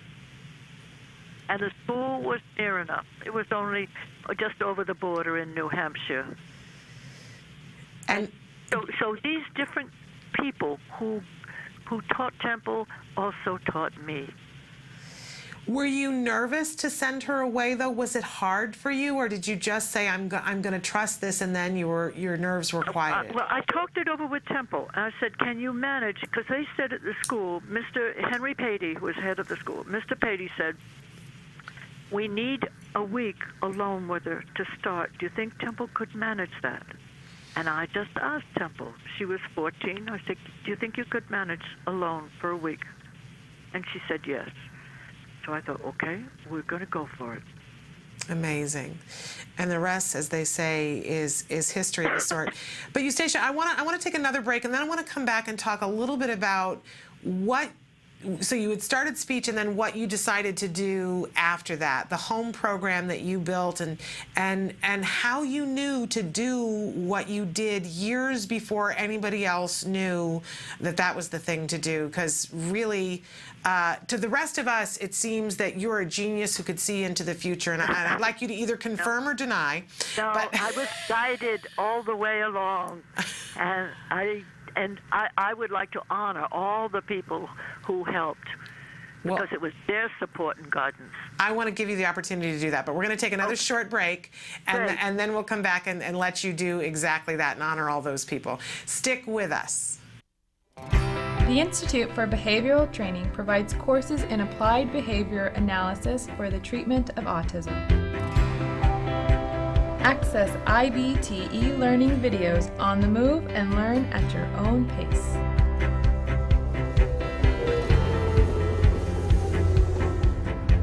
I'm going to talk a little bit about intensity of IBT e-learning makes any location your classroom on the go. So our objectives for today are to really learn what is autism and how is it diagnosed. Get professional guidance with IBT face-to-face training.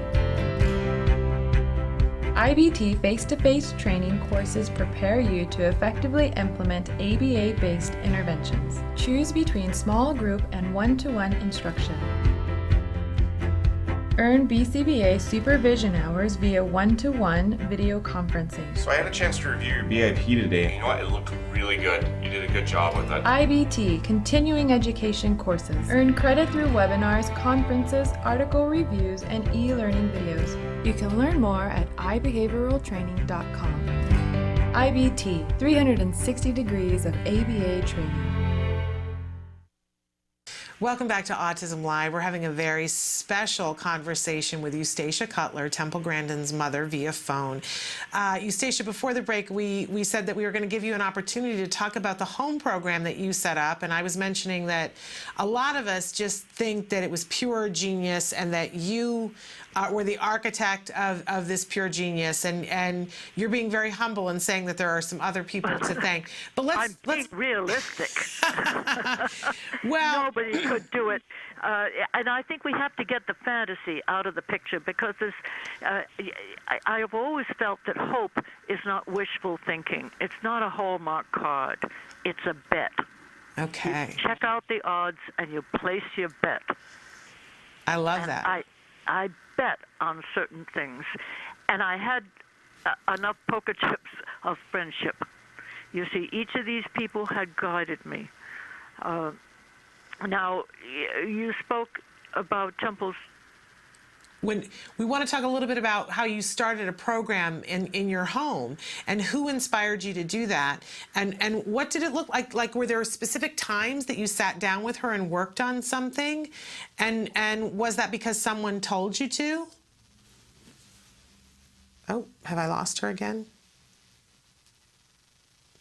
We've lost her momentarily, but we will get her back. This sort of happens with weather, and I understand it's raining in New York, where Eustacia is, but that's okay. We're going to get her back on the phone to talk about some of the different things that they worked on in the home. I also promised her that we were going to talk about, I've had the opportunity to interview Temple, I think 3 different times now, and the first time that we met with her, she talked about her mother with great pride, and one particular event where she was being kicked out of a school because she threw a book at another girl in the class. And I remember asking her why she threw the book, and it was because the girl had called her is she there?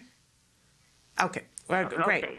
Okay, we're going to put my story of what Temple told me on hold. So, Eustacia, we were talking about how you set up a program in your home, and our viewers want to know what it looked like and who influenced you to start that program in the home. Did you have specific times that you would say we're going to do lessons? No, it wasn't half that concrete. What happened was, when I saw what Mrs. Reynolds was doing when Temple was learning to speak, and saw her technique. You see, the other thing Mrs. Reynolds did is she had a little nursery school there. There were other children. Temple had to sit in a chair and wait her turn. It was her introduction to the fact that other people have their needs, their mindset, their focus on life.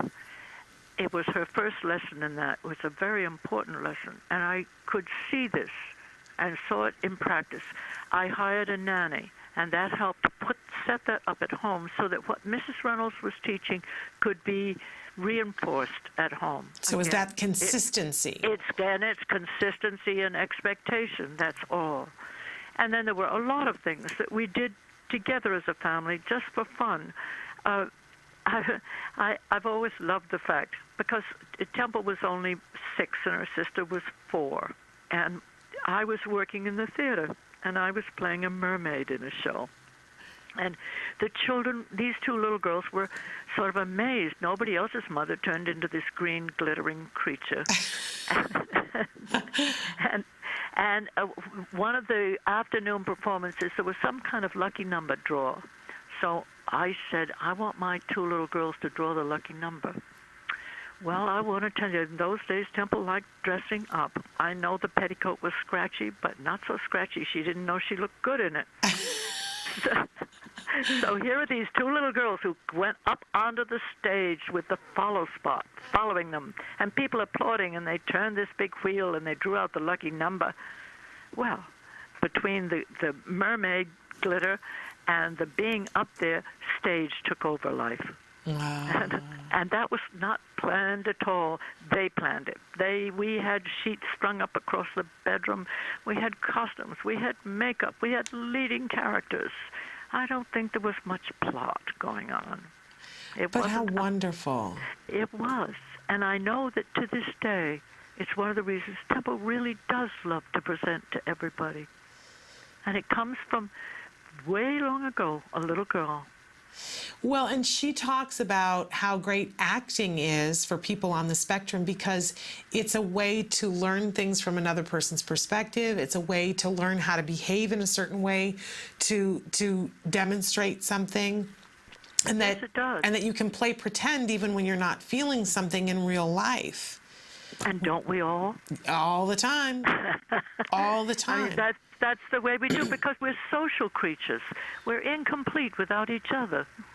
Well, it's truly, truly remarkable. And I know one of the things that our viewers wanted to know is, what was the best advice you were given? I think it was more than anything. I go back to that very first Dr. Carruthers, where he said, I think she's going to learn to talk, but let's speed up the process. And that set me on the road. So I would say that everybody's advice was a help. Each step along the way, there was somebody who not only helped Temple, but who helped me. There was a one-on-one network, and I believe in that one-on-one network. Yeah, and you talk about tribes, about how important it is that we find our tribes, and I'm kind of amazed that you were able to find a tribe back in that era. Well, but you see, we spawned the baby boom. You have to remember, here we are all living in this little town together, all of us producing babies one right after another. We were very close in a way that there isn't quite that neighborly closeness again. So Temple was part of the tribe.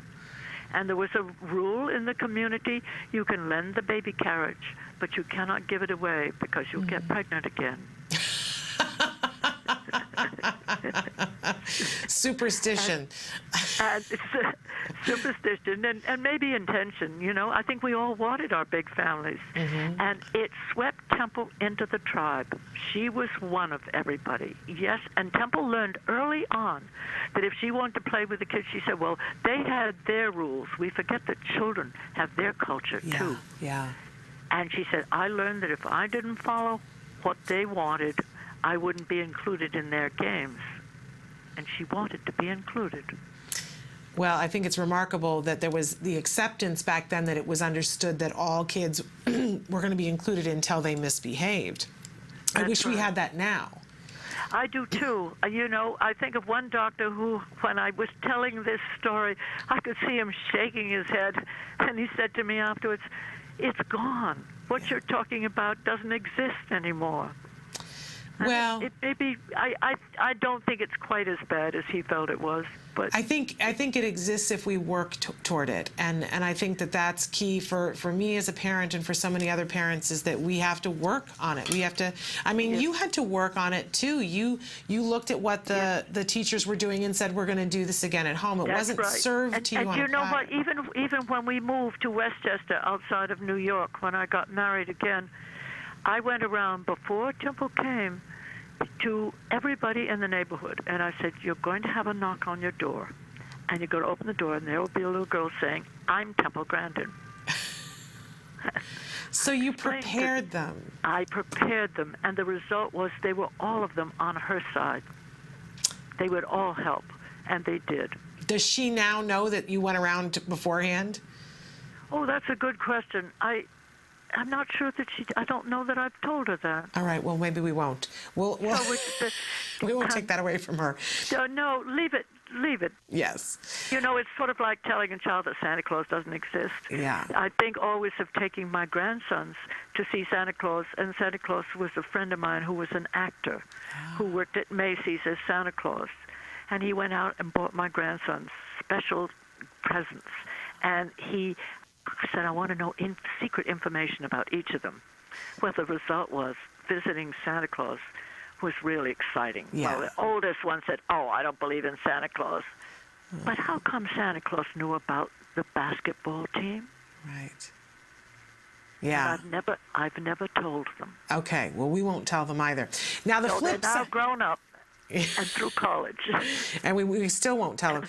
But I want to get to, Eustacia, the flip side of, you know, we heard what the best advice you were given. What's the advice that you were glad you ignored? Oh, boy. That was my return to the Judge Baker Gardens Clinic. And Dr. Carruthers was retired by then. And I don't know how many people are aware of Bruno Bettelheim and his... Oh, yeah, exactly. The refrigerator These children moms. were infant schizophrenics who had been driven mad by their cold mothers. Well, there was a team of them who'd been put into the Judge Baker Gardens Clinic. And it was like facing a prison patrol board. And they said, well, she should come to our school. I said, but she's lived in the country all her life. Your school is here in this city. But we'll be able to monitor her. I thought, monitor? That's not a kind word. And I left. I think I just said, no, she's going to go to the country school. She's going to go to Hampshire Country School.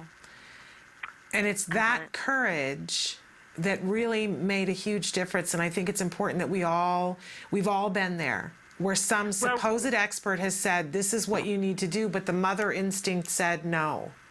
But also experience told me. Yeah. I realized at that point I had seen all these schools, I'd done all this research for GBH, and this is where you see what choices we have made in the past will add up to the choices we make later on. I had gone a certain path, and I had gained enough confidence. I realized I knew more than they did. So it wasn't a blind reaction. That's a powerful, powerful moment when you know that you know more than them.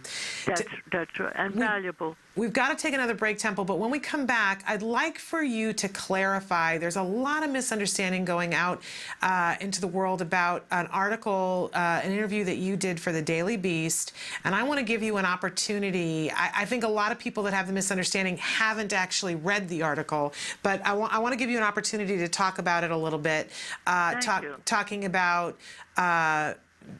child pornography and about our young men who are on the autism spectrum and what happens when we mix those two things together. So we're going to talk about that, and we're also going to give Eustacia, not Temple, Temple's mom, Eustacia, an opportunity to talk about some of the things that she's got coming up in the future. So stick with us. Don't go away.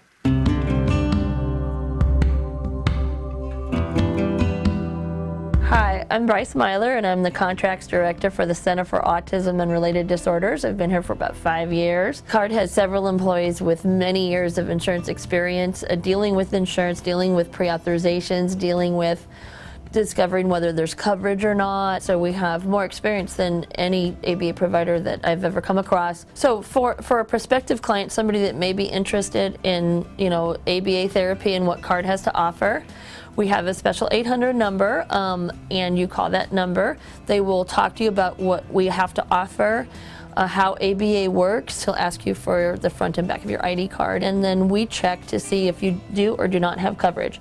If you have coverage for ABA therapy, we try to do whatever we can to set it up where we can bill for you and you don't have to fight with the insurance company every month to get your claims paid. For California residents, we recently did a series of insurance trainings all over the state, and you can click on the link below to watch pretty much the full presentation. It has a lot of information, how you can get your insurance company to comply with what they're supposed to do, understanding the networks, and many other valuable pieces of information.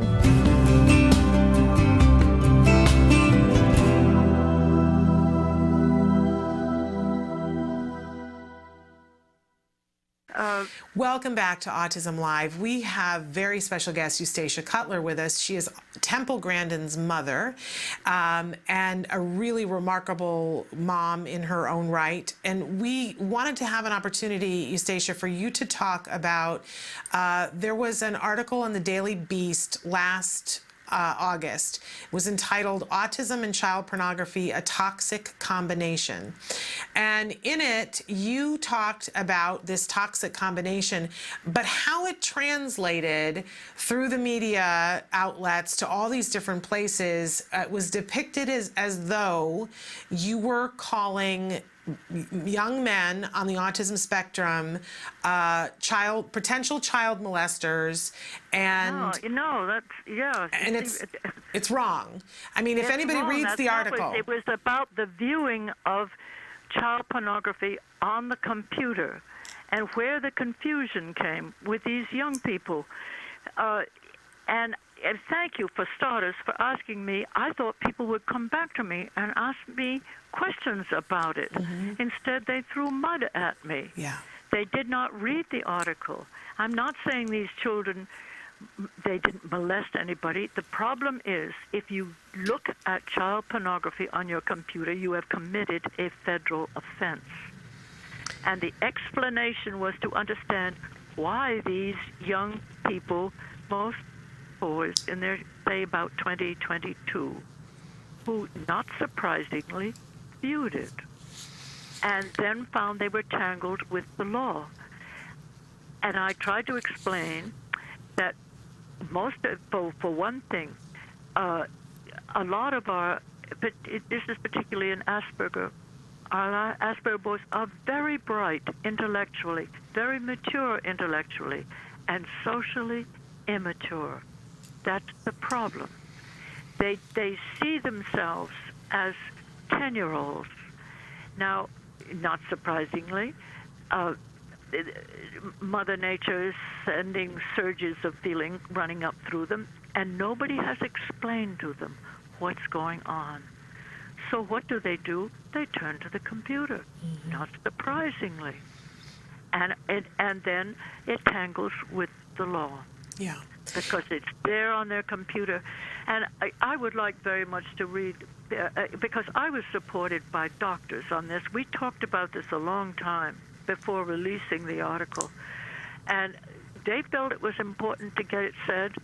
The ones that I worked were Gary Mezeboff, who was head for so long at Teach in North Carolina in Chapel Hill, who is still traveling around the country trying to help families who are still dealing with this problem. Peter Gerhardt, who is an expert on lecturing on teenage sexuality with those on the spectrum. He's an expert on that. There's also Michael Teague, who is a PhD, who also works. All of these people work with children, trying to figure out how to solve this particular dilemma. And then a wonderful doctor in Arizona named Ron Melmed, who said, we've got to face this problem. Both he and Peter Gerhardt responded publicly. And let me read to you what Peter said, because I think it's valuable.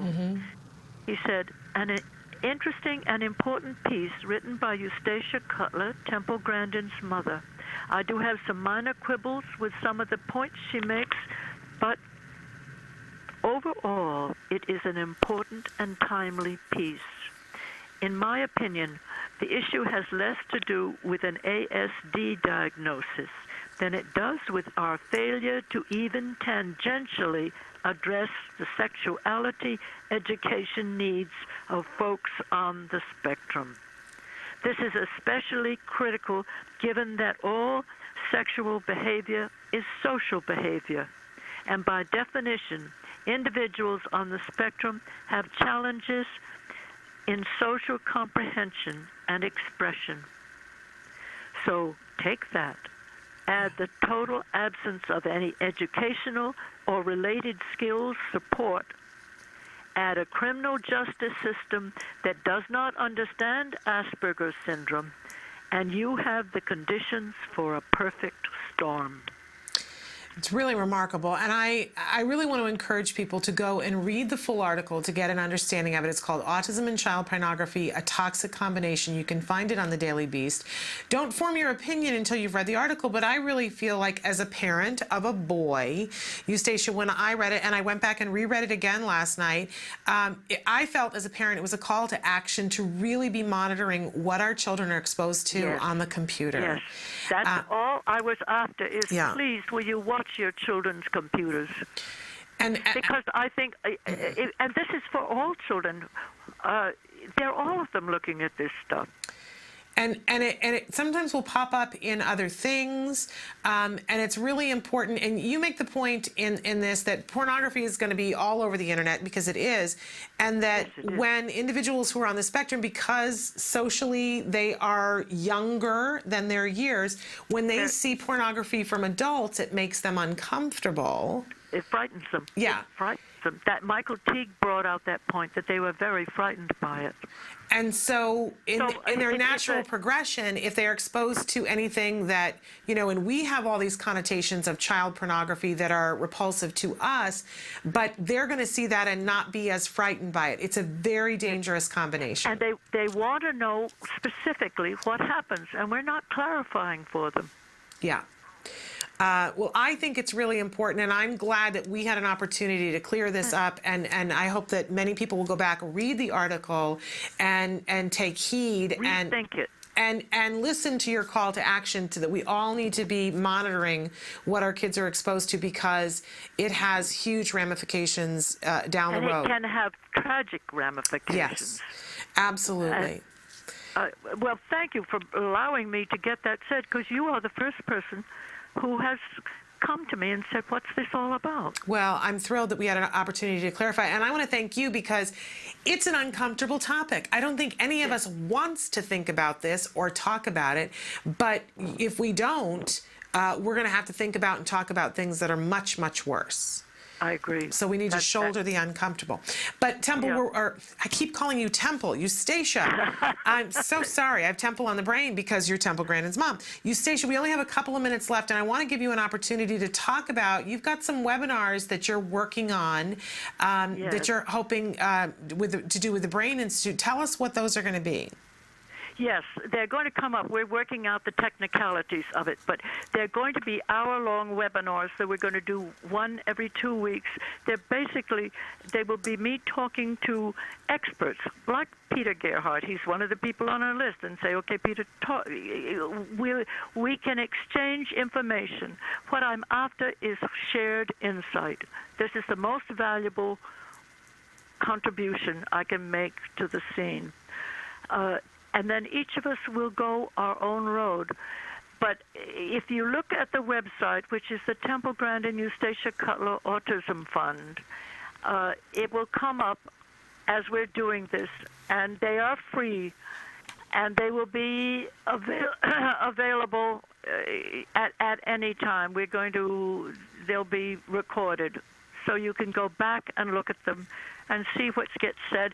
And we will be looking for your questions, too, because I think the more we explore together, the better we'll do. Absolutely. And to that end, I also want to announce that this is only the first of many conversations. You've agreed to do this with us again. And, I'd love to. And at some point, we're going to get it so that we can see you as well. That's one on our wish list for down the road. But all things in their time. We're crowing in the dark right now. Yes, we'll crow in the dark. We may have to always crow in the dark, but not quite so dark. Right. I think of the quote of the mother of a friend of mine. She said, to err and err and err, but less and less and less.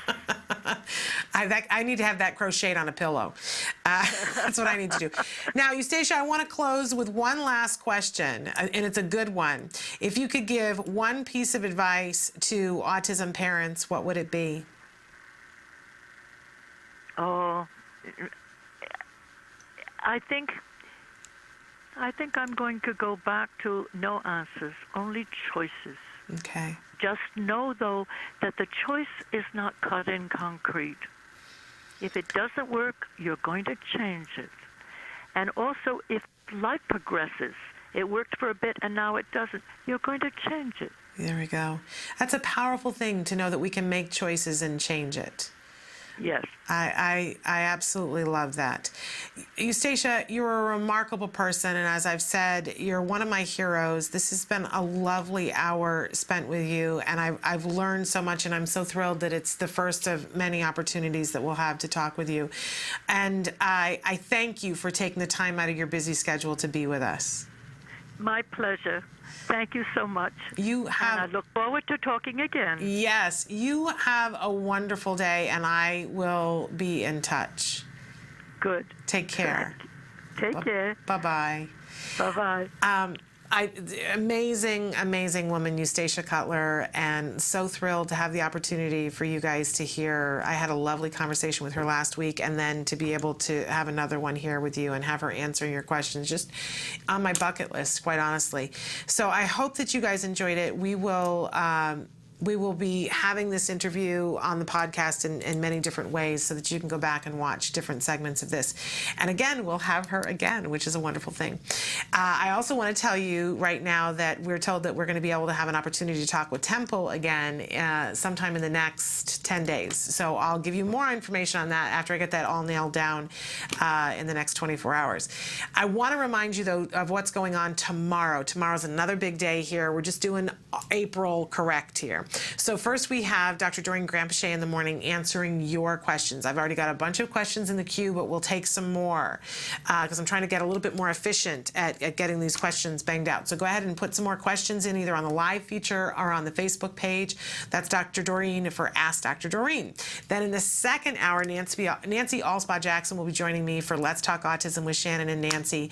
We have got another mom that's so inspirational. Christine Duffley is going to be with us. Her son, Christopher Duffley, you may have seen on YouTube. He is the young man who has autism and is also blind and who sings like an angel. Just the sweetest young man. And we're going to hear her story about how this precious soul found its way, because she's not his biological mother, how this soul found her way into her life and how they decided to make lemonades. Because when life throws lemons at you, you need to figure out how you're going to build a lemonade stand, right? Well, she's an amazing mom who's able to do that. In any case, we're out of time. We will be back tomorrow. Until then, please give your kiddos a hug from me. Bye-bye for now.